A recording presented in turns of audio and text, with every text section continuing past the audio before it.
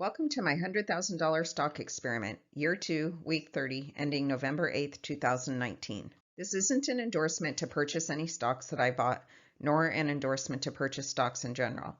I'm on a mission to become a great growth stock investor. Watch me on my journey, learn from my mistakes, and celebrate my successes. According to the IBD at investors.com, the market is in a confirmed uptrend. I'd like to review with you some general market charts and show you why I think the market is an uptrend. If you regularly watch my videos, you know I want this S&P 500 index to be above 3,000. And it is. It ended the week at 3,093. I put the green arrow showing that this market is trending upwards at a steep angle. That's a very good sign. Now I'm showing a 6-month chart of the S&P 500 that I also have my moving average lines that I mark my other charts up with. When the market's going up, you should see the 8-day, the pink line, up above the green line, the 13-day, which it is, and those two should be above the 28-day and the 50-day. Number 1 is showing the 50-day simple moving average is trending up, and down at number 2, I'm showing increased volume. This is the Russell 2000 one-year chart. This index has been struggling almost all year to get above the 1600 mark. It closed the week at 1598, and it did get above 1600 twice during the week, but it never closed above that. And the volatility index, I like to see this under 16, closer to 12, and it closed the week at 1207, which is excellent. The lower the better on this one. I did buy 4 new stocks this week, plus I made 2 B2s, and I had 2 sells. Whenever I purchase a stock, I always set a stop limit order at the floor. My maximum floor is 8% below my purchase price. I have a bunch of sell rules here, but I highlighted the ones in green that I'm using right now. I was getting stopped out of stocks prematurely, so I sort of backed off on my aggressive nature of my sell rules. This week, most of my stocks have the floor at the 8% below the purchase price. I have at least one that has the floor at 1% above the purchase price, and then the rest have it at the 50-day simple moving average. I revisit these floors once a week, but I haven't been moving it up as aggressively as I have in the past. I do like to see my stocks consistently gaining a minimum of 0.5% a week, and really I'd rather have that be at 1%, but minimum of 0.5%. Now let's look at the stocks that I sold this week. I try and mark all my stock charts up with a solid green line and an orange box that shows the intersection of the day and the purchase price. And then the 8% floor is that yellow line. So this symbol is Lattice Semiconductor. It was one of my sells this week. I held it only for 2 days. My 8% floor was at 1914, and I add 10 cents to that to make my floor range. So the trigger is if the stock hits 1924, that it will sell as long as it is above the 1914. So this stock sold at 1922, and it only went down on 2 days to 1919. So if I would have had my floor lower, say from 1914 to 1904, then I would not have triggered a sell here. But I got tired of taking more than an 8% loss, and in that case, if it had dropped below that 1914, I would have taken a bigger loss than I wanted. Digital Turbine, stock symbol APPS. This was a relatively new purchase for me that sold this week. I held it for 7 days and lost 8%. It had a big drop on earnings, or a super wide range on earnings, 10%. And it did close right around my 8% floor that day. But I'm glad to be out of this stock. I had a lot of stress holding it. It was just too volatile for me. Here's my current holdings. The current holdings bar chart gives me lots of information about all my holdings at one quick glance. I'm comparing a $10,000 purchase in each of my stocks, my B1 purchases only. The dashed black line is the $10,000 purchase amount, and the 9,200 yellow bar, solid yellow bar, that's my floor. Right away, I can see in the brown, CZZ is my most profitable stock, followed by the blue, CDW. I can see which stocks are currently below the $10,000 mark, Copart in the teal, and Rexer in the green. While this chart is showing the $10,000 purchase of each stock side by side, I also look at the individual stock charts and rank those. So here's the ranking of the individual stock charts, and now I'll go through those in order of weakest to strongest. Copart, symbol CPRT. I'm rating this as my weakest stock. I've held it for 3 weeks and it's down 2.5%. I think it's weak because it closed right at its 50-day simple moving average, which is that red diagonal line.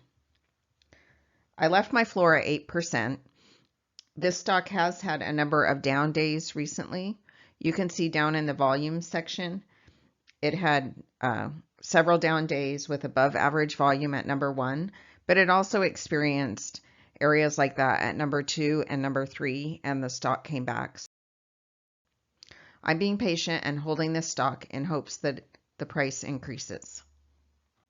Rexford Individual Realty, symbol REXR. I've held this stock for just over 2 weeks and it's down just over 2%. I rank this stock higher than Copart because it closed at its 28-day exponential moving average, that blue line. But the pink line has started to go down and crossed over that 13-day, which is not good.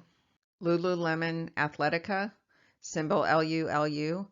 I've held this stock for just about 4 weeks and it's pretty flat, up 0.1%. It did close at its 13-day simple moving average, and it looks like that 8-day, the pink line, is starting to move up. Is this stock coming back? I left my floor at the 8%. New Oriental Education, symbol EDU.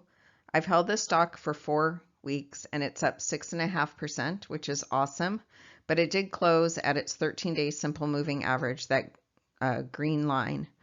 I did raise my floor up to the 50-day, which is above my purchase price, so if it does trigger a sell, I will not be taking a loss on this stock. Cosan Limited.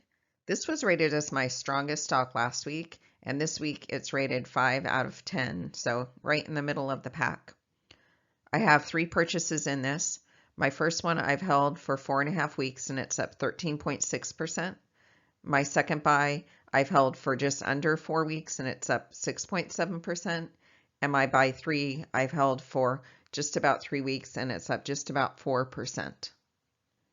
I did not like that this stock dropped below its 13-day simple moving average during the week, and it closed below its 8-day simple moving average.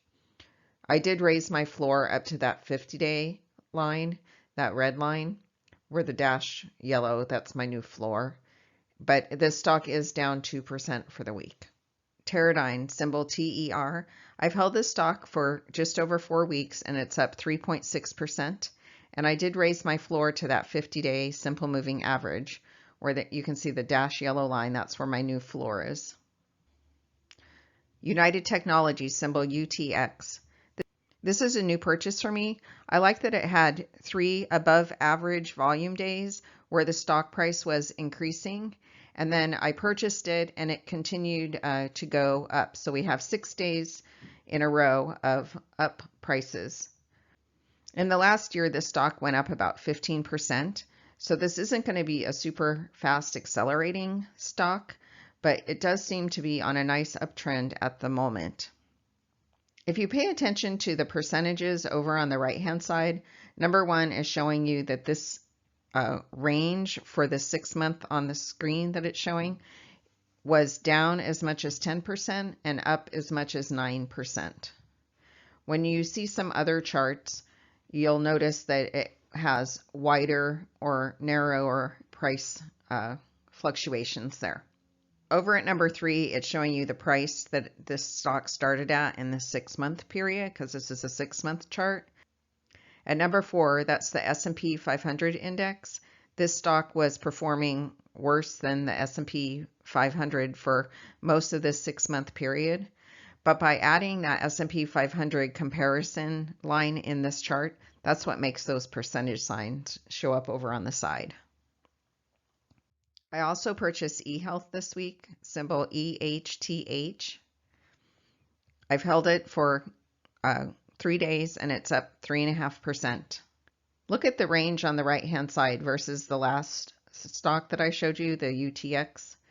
This one has a range of down 50% versus up all the way up to 80% up by that number 2. That's for this 6-month period.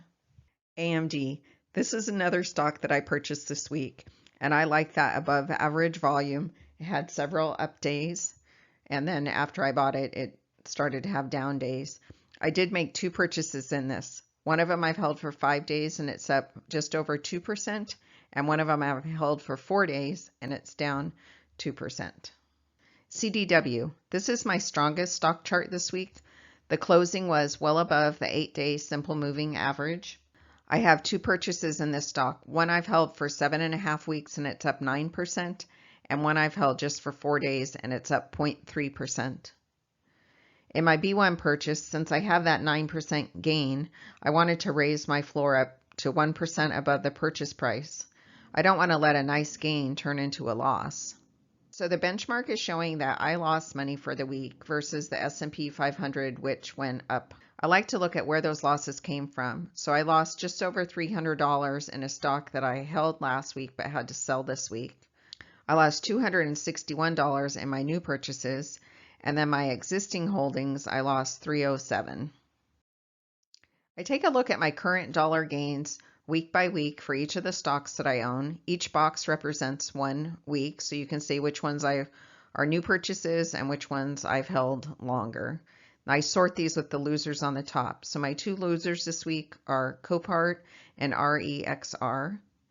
And then my winner down at the bottom is CZZ, which I have a 1,357 gain in, but it's down from last week where I had 1,618. And then I look at the weekly percentage change and I sort those again with the losers on the top.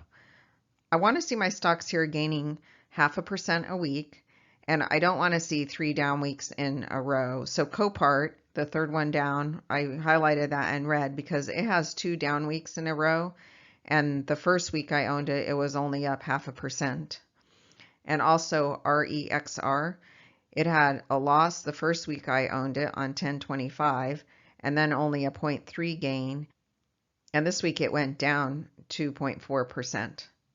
My best performer this week, percentage-wise, was eHealth, followed by AMD, which are both new purchases for me.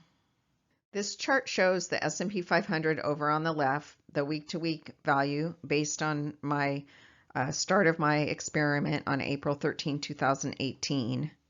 The weekly change for the S&P 500 was 0.85%. And then on the right-hand side, you can see that my weekly change was down 0.7%. So I need to get this turned around and start making some money. The industry breakdown helps show the weighting of each industry where I have multiple stocks and multiple purchases of some stocks. So the chip sector up in the top left-hand side, that's my biggest group industry that I am holding. One of those stocks is new, and I do have 2 purchases in it, AMD. And then down at the bottom is the second largest industry I'm in, the energy, with Cosan, and I have 3 purchases in that. At the end of year 2, week 30, I have a cash balance of $2,788. It's not enough to do anything with, so I either have to sit tight or I have to sell something so I can buy a new stock or make an add-on buy. I've been focusing on my watch list creation for the last several weeks. So here's my watch list for November 8th. The ones with the red flag were on my watch list from last week. The ones in green I put on my watch list during the week and then ended up buying them. And let's see, the purples. The purple one has earnings coming up soon in a couple weeks. And then the yellow ones are ones that are more appropriate for my husband's portfolio. So that's the end of my normal recording. But since I've been talking about what stocks I'm buying for my husband or looking at for my husband, I thought I would share with you the other charts of the stocks that I own for him. I use the current holding bar chart to track my $10,000 purchase of each stock. Clearly here, Apple is the winner on the left-hand side in the light green, and Microsoft is starting to come up. I also have a couple of index funds, QQQ and QQEW. So I'm going to review the stock charts that I own, not the index funds. Procter & Gamble, symbol PG, is clearly the weakest stock. It is below its 50-day simple moving average, but it is holding that point. It hasn't dropped further and is starting to look like it's coming back a little. I've held it for just over 1.5 weeks and it's down 4.2%. Visa, this stock is going sideways. I've held it for 2 weeks and it's down 0.6%. AT&T, stock symbol T. I have 2 purchases in this. One I've held just about a week and it's up 1%, and one I've held for 2 days and it's down 0.2%. It does look like a strong chart with nice uptrends, but it's not performing for me yet. Microsoft, I have 2 purchases in this stock. One I've held 7 weeks and it's up 3.5%, and one I've held for just about 1 week and it's up just about 1%. I'm wondering if I should be buying some more. Ellington Financial, stock symbol EFC. This is a new purchase this week. I've just held it for 2 days and it's up 0.7%, and it does have a nice chart. It is above its 8-day and 13-day simple moving averages. Apple, stock symbol AAPL. This is the strongest stock in my husband's portfolio. I've held the first buy for 5 weeks and it's up over 14%. I've held the second buy just under 4 weeks and it's up 10%. And then I've held the third buy for just about 2.5 weeks and it's up 7.4%. I did raise my floor on this one to the 50-day simple moving average. Thanks for watching. Keep an eye out for my next episode, or better yet, subscribe to my channel. Don't forget to hit the bell if you want an alert when I post a new episode.